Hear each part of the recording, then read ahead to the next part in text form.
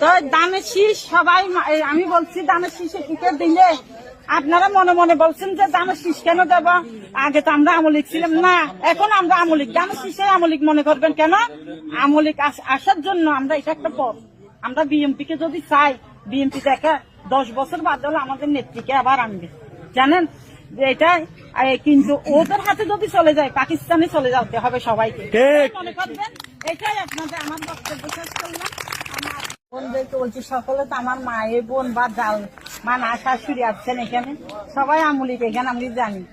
আমি কিন্তু আমার জন্মগতভাবে আমি বিএনপি ছিলাম, বুঝছেন। আমি মাহবুব কমিশন আমলে বিএনপি কমিশনার মেম্বার ছিলাম 3 বার।